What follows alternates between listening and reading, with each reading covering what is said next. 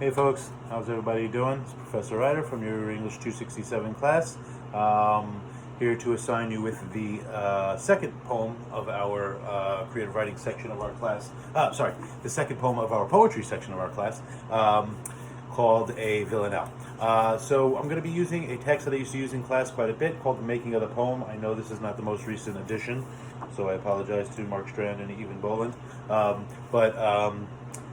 This is where, for the last 20 years or so, I've been using exercises out of this book to show my students how to write formal poems and informal poems as well. But we're in the formal section, so we're going to work on the Villanelle today. So I'll tell you a little bit about the Villanelle. I'm going to sit down. It is a beautiful day. I enjoyed that by going out on my first bike ride of the season, and somehow I threw my back out. So I'm a little hurt right now, so I'm not going to stand the whole time, and I might make grumpy noises as I go through the poems, but I'm going to try my best not to.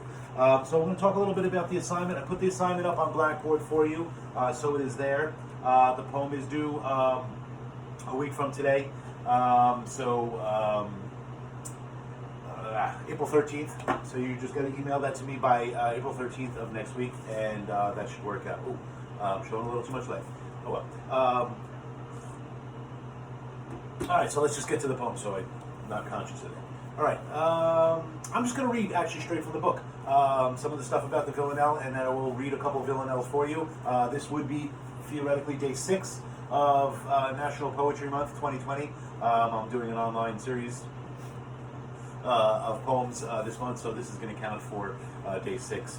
So it's going to be out of alphabetical order, but it'll be more formal poems, more rhyming poems for those traditionalists out there. So the Villanelle.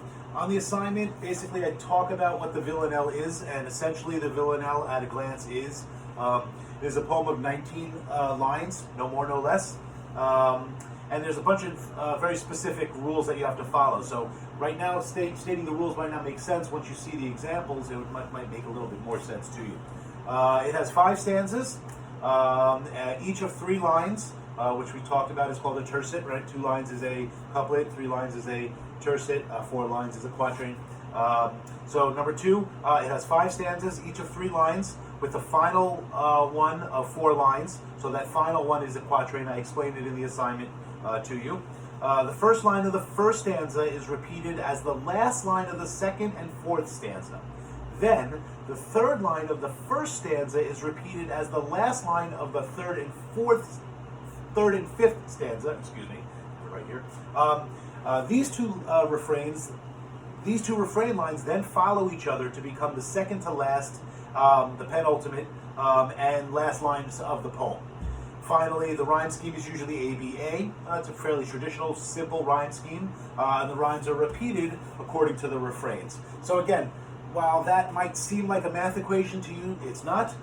It is just a formula for a poem. And remember, the poets use, I wrote in the assignment here, it's just another way for poets to use rules, restrictions, constraints to formulate their work to make it different from other forms of writing. If you didn't create constraints on poetry, how would it be different from any other forms of writing that were going on at the time? Are there other forms of prosaic writing or prose writing or other forms of literature that are being written? What was poetry doing differently than those? And physically on the page it should look a little bit different, but what was it doing to constrain itself? What formats was it using? Requirements, constraints, limits, borders was it using to try to create something different with the language? So that's basically what the Villanelle is in terms of the format. Just so you know a little bit about the history of the form, I'm just going to read this to you because it's quite interesting. It hardly seems likely that a form so sparkling and complicated as the Villanelle could have had its origins in Italian harvest field. Right? In fact, it came from an Italian rustic song. The term itself, Villanella, or Villanea, I'm not sure, again, I don't speak Italian, through it thought to derive from the word villano, an Italian word for peasant, or even villa, the Latin word for country house or farm.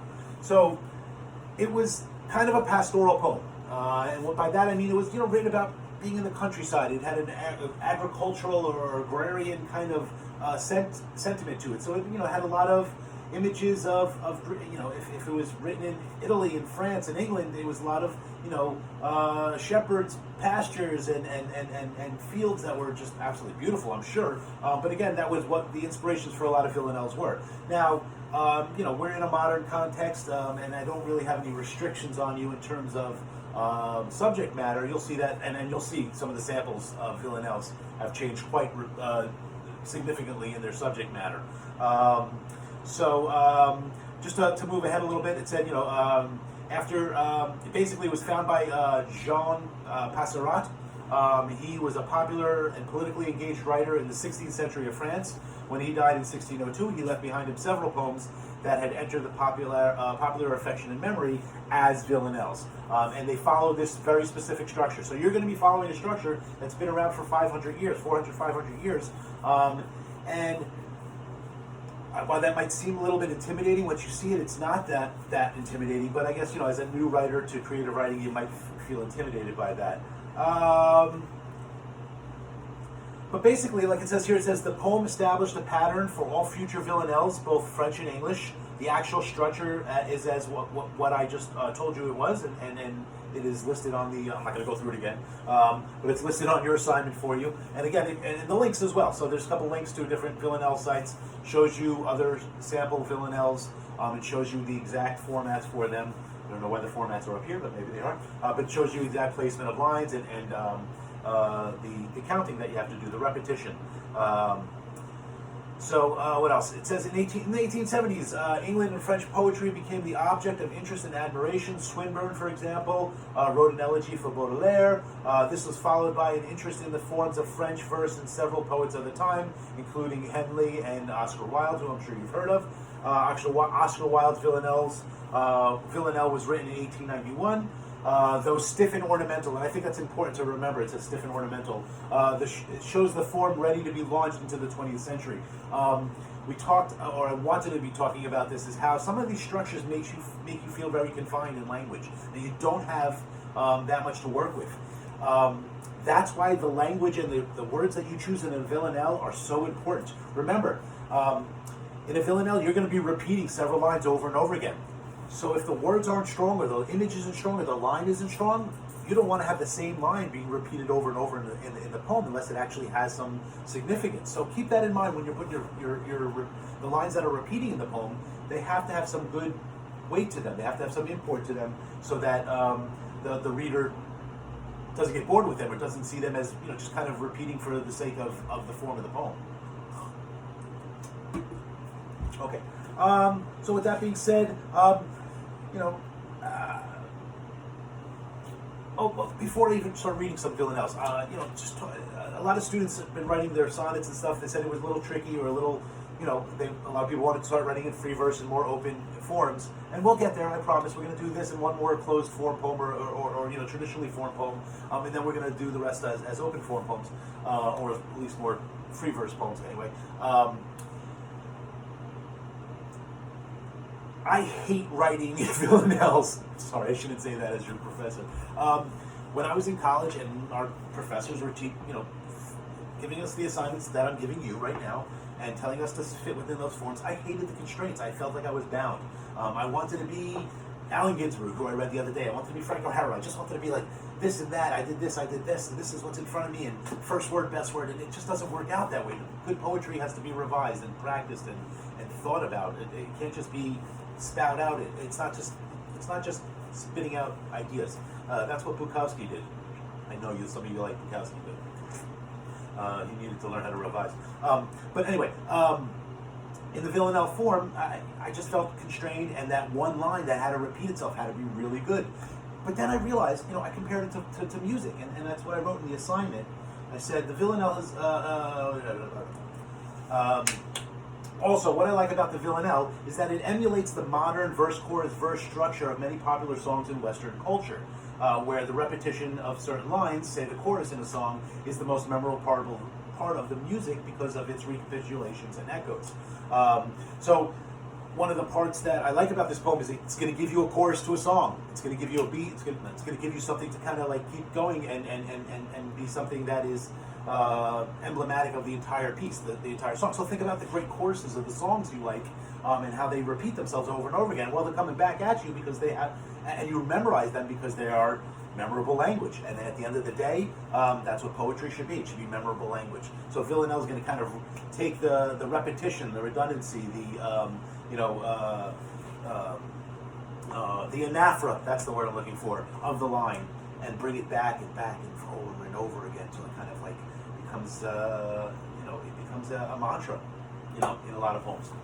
So let me read that for you. I'm done talking about the assignment, and I can't take up too much of your time or too much of my phone's memory. So here we are. I'm going to start with one of the traditional ones. I think I put this on the website, and I've never read it before, so I'm going to give it a shot. I'm probably going to mess it up, so pardon me. I'm not the best with rhyming poems, but I should be better at them. So let me try my best. So here we go. All right, Villanelle of his lady's treasures. I took her dainty eyes as well as silken tendrils of her hair, and so I made a Villanelle. I took her voice a silver bell, as clear as a song, as soft as a prayer. I took her dainty eyes as well. It may be, said I, who can tell, these things shall be my less despair, and so I made a Villanelle. I took her whiteness virginal, and from her cheeks 2 roses rare, I took her dainty eyes as well.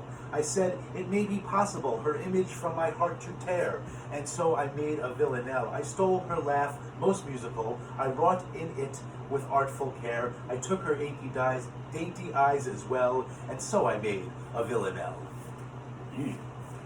All right, sorry about that. We lost the virginity poems. Go to something different. Here's a short one, or shorter one. I put this one up as well, I believe. The House on the Hill, or I might have put up a different Edward Arlington Robinson one, but here's one anyway. Just listen to how the sounds are repeating. Listen to the way the sounds go. As I started reading that last one, the rhythm started picking up, and it was a little easier for me to read the poem. The House on the Hill. Again, I never read this before. That's what it works. They are all gone away. The house is shut and still. There is nothing more to say. Through broken walls and gray, the winds blow bleak and shrill, they are all gone away. Nor is there one today to speak them good or ill, there is nothing more to say. Why is it then we stray around the sunken sill? They are all gone away. And our poor fancy play, for them is wasted skill, there is nothing more to say. There is ruin and decay in the house on the hill, they are all gone away, there is nothing more to say.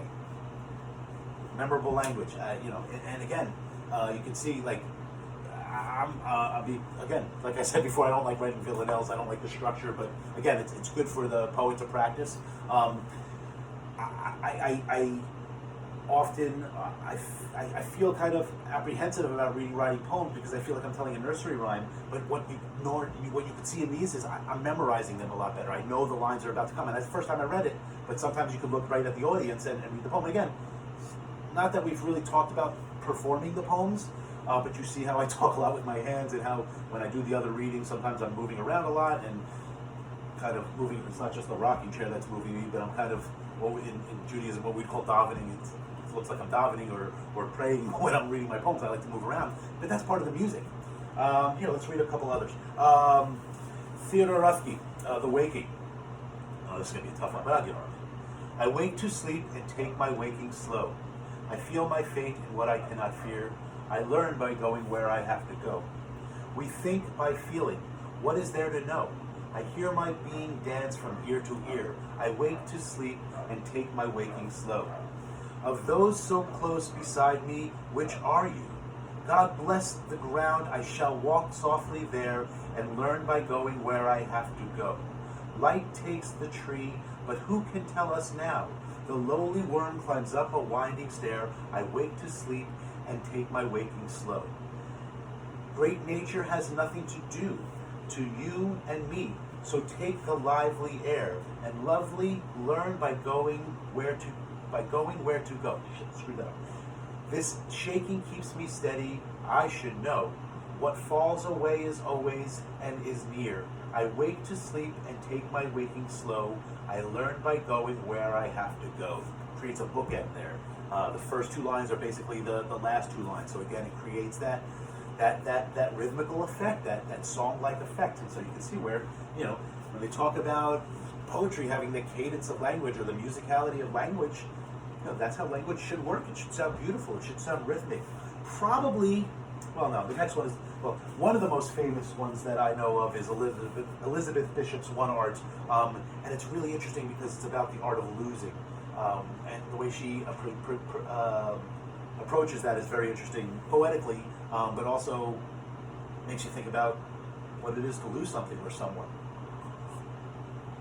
I think it's kind of important right around now. One Art. The art of Elizabeth Bishop, One Art. The art of losing isn't hard to master. So many themes seem filled with this. I'm starting over. She used the word things, and I hate the word things. Urgh. Don't use the word things in your poems. One more time. Start over. The art of losing isn't hard to master. So many things seem filled with the intent to be lost that their loss is no disaster. Lose something every day. Accept the fluster of lost door keys, that hour badly spent. The art of losing isn't hard to master. Then practice losing further, losing faster. Places, names, and where it was you meant to travel. None of these will bring disaster. I lost my mother's watch, and look, my last, or next to last, or 3 loved houses went. The art of losing isn't hard to master. I lost 2 cities, lovely ones, and vaster, and some realms I own, 2 rivers, a continent. I missed them, but it wasn't a disaster. Even losing you, the joking voice, a gesture I love, and I shan't have lied. It's evident the art of losing's not too hard to master, though it may look like, write it, disaster. I left out a like in that poem. Anyway, I love that poem. The write it at the end there. I want to yell it or I want to whisper it. I'm not sure. You'll see when you see it there. Very straightforward. Here, I'm just going to end with this one because I'm almost out of time in memory on my phone. There's a couple other ones that I'm going to put up online for you. And again, type in Villanelle and go to Poetry Foundation, poets.org. Remember, don't go to like Poem Hunter. Don't go to I think it's poets.org, or there's a weird one out there you guys stay away from. I put up the links for you, so watch out for them. Some of the poetry websites are just crap, so be careful. But Poetry Foundation is a good one. You can always go there. Poets.org is also another good one you can go to find many of these poems. So last one, and as we, this one works, and probably the most famous, or I don't know, you've heard it probably quoted more than any other Villanelle before, but you might not have heard the whole thing before. So this one is Dylan Thomas, Do Not Go Gentle Into That Good Night. And before I finish, if you have any questions, email me. I'm getting your sonnets in today. Still working on videos for your grades. I'm working on your fiction grades as well. And you just got to be patient with me. There's lots of you out there to grade. Anyway, okay, Dylan Thomas, Do Not Go Gentle Into That Good Night. I'll stand up for this last one. Oh, my back. All right. Do not go gentle into that good night. Old age should burn and rave at the close of day. Rage, rage, rage against the dying of light. Though wise men at their end know dark is right, because their words have forked no lightning they, do not go gentle into that good night. Good men, the last wave by, crying how bright their frail deeds might have danced in a green bay. Rage, rage against the dying of the light. Wild men who caught and sang and sung in flight, and learned too late they grieved on its way. Do not go gentle into that good night. Grave men near death, who see the blinding sight, blind eyes could blaze like meteors and be gay. Rage, rage against the dying of the light. And you, my father, there on a sad height, curse, bless me now. With your fierce ears I pray, do not go gentle into that good night. Rage, rage against the dying of the light. Good night, folks. Take care and stay well. Wash your hands. Keep clean.